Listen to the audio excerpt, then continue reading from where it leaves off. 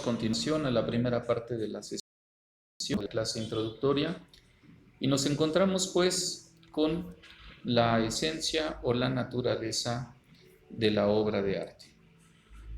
Vamos a salir un momento de la grabación de la pantalla para poder utilizar y sacar provecho de todo el esquema.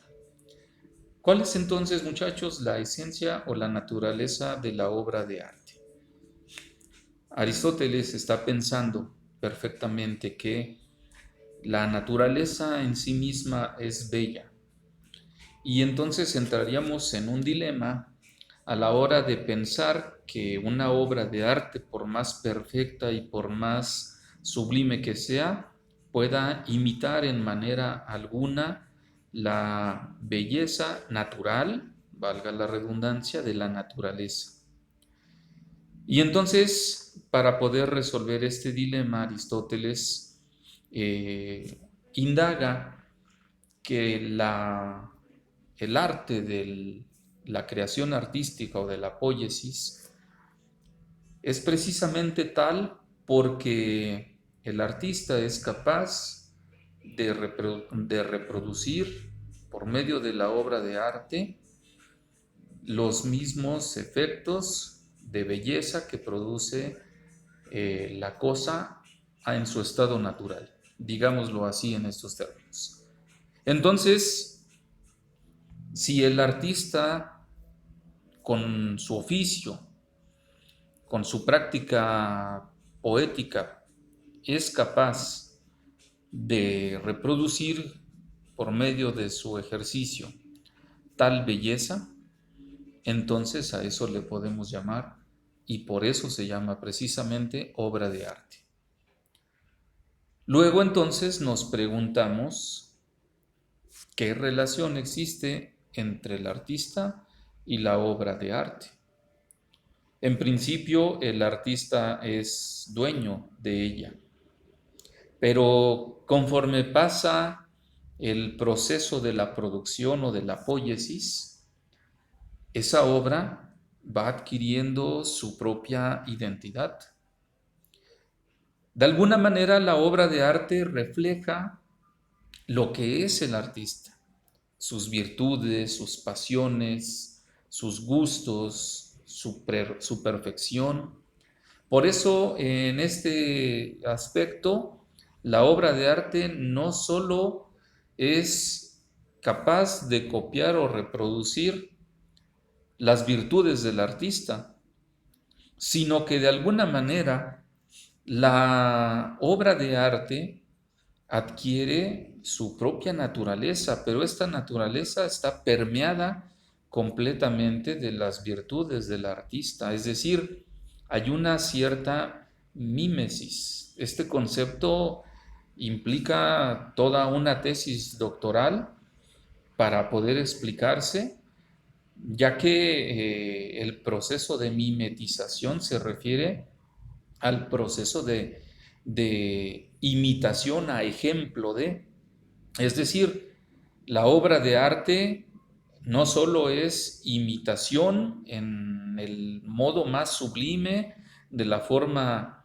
más excelsa que puede hacer el artista, de la naturaleza o de lo que está reproduciendo, sino también mimetiza de alguna manera las virtudes y las bondades del propio artista. Este concepto, por lo tanto, muchachos, es sumamente interesante, es sumamente atractivo, explica de una manera increíble cómo es que entonces la obra de arte queda permeada de doble virtud, por así decirlo, en el sentido nuevamente del significado trascendental de lo bello. Asume la verdad de la cosa, pero también asume la verdad del propio artista. Asume la bondad de la naturaleza, pero también asume la bondad del artista. Y entonces todo esto se mimetiza, se ejemplifica de tal manera que queda plasmada en la obra de arte. Tiempo más adelante dirá Aristóteles que esta obra mimetizada No es una copia solo de aquello que nosotros reproducimos de la naturaleza, sino que ha alcanzado tal bondad y tal verdad y tal virtud que es capaz de subsistir por sí misma, independiente del artista, es decir, ha adquirido su propia esencia.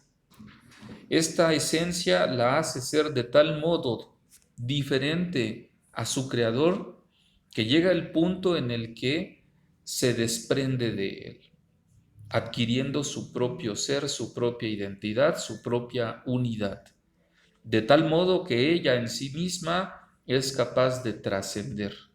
Trascender no en el sentido moral que nosotros lo entendemos, sino en el sentido de trascendental, de, de sus propias características por el hecho de ser. Y de esta manera entonces la obra de arte se convierte en un nuevo ser, con una propia condición ontológica adquirida por su propia bondad y sus propias virtudes, por su propia naturaleza.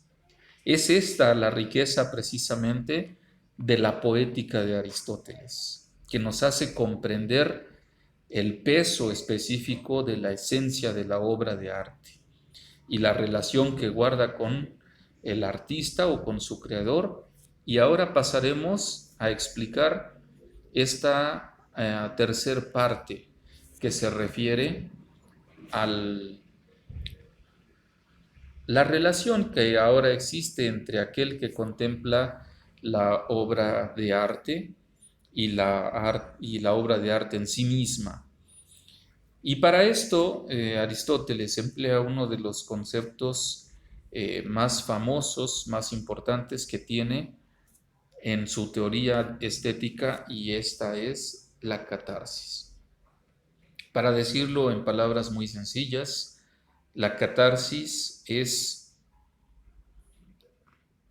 el efecto que produce la obra artística en el espectador. Vayámonos por partes. Seguramente tú has tenido la experiencia de acudir a un museo y contemplar una o varias obras de arte. La gente sabida de estas cosas, en principio experimenta un impacto. Ese primer impacto es de gusto o de disgusto, es una apreciación. Pero conforme la persona profundiza en la obra de arte, es decir, entramos a un estado de contemplación, entonces el proceso de relación entre el espectador y la obra de arte avanza. Y como si se tratara de alguien que te lleva de la mano de un punto hacia otro, de alguna manera la obra de arte te lleva de la mano hacia dentro de ella, a tal punto que seas capaz de experimentar tú mismo las bondades y las virtudes de la obra de arte. Pero no solo eso. La catarsis es un concepto fuerte, es un concepto duro, es un concepto muy profundo, porque no solamente la obra de arte te lleva de la mano a sí misma, sino que en ese proceso de intimidad con la obra de arte te lleva de la mano incluso a las pasiones, a los sentimientos, a la bondad y a la virtud del propio artista. Lo que nosotros decimos en palabras más sencillas como aquello que el autor quiso decir o que quiso expresar con su obra de arte fue lo siguiente. Eso es precisamente a lo que nos conduce la obra de arte. Entonces, todo ese proceso va produciendo efectos en el espectador, llamémosle correctamente ahora, en el contemplador de la obra de arte, que se ha dejado, por decirlo de una manera romántica, seducir por ella, se ha dejado llevar hasta sus adentros de tal manera que provoca una especie de reacción de cadena en el espectador tal que lo hace revelar, lo hace experimentar, lo hace segregar sus propios sentimientos, lo hace reflexionar, lo hace meditar, lo hace cuestionarse. Hay un verbo muy interesante para explicar toda esta reacción y es lo interpela, interpelar. te cuestiona, te pone frente a ti mismo. Y todos esos efectos podríamos resumirlos en este concepto de la catarsis. Esta catarsis puede ser tan fuerte en la medida en la que la persona profundice en las bondades, las virtudes, la belleza misma de la obra de arte.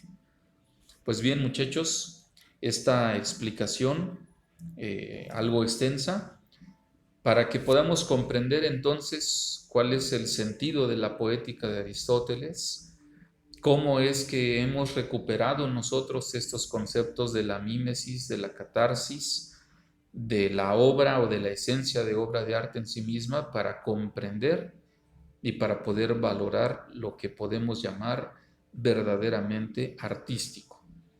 No todo lo que se hace es obra de arte, como se pueden dar cuenta a la hora de aplicar estos criterios. ¿Por qué lo puedo saber? En primer lugar, porque no todo me lleva a la catarsis. Y no necesariamente todo lo que factura, todo lo que produce el artista puede llegar a alcanzar ese estado sublime de una independencia ontológica tal que la obra de arte se asume como si fuera otro yo, totalmente distinto a su artista o a su creador. Nuevamente les agradezco por estos minutos, varios minutos, y quedamos pendientes hasta la próxima sesión, probablemente regresando de las vacaciones. Muchas gracias, excelente semana para todos. Sigo pendiente respondiendo preguntas y cualquier tipo de cuestión al correo electrónico institucional para ustedes, para lo que se necesite. Muchas gracias.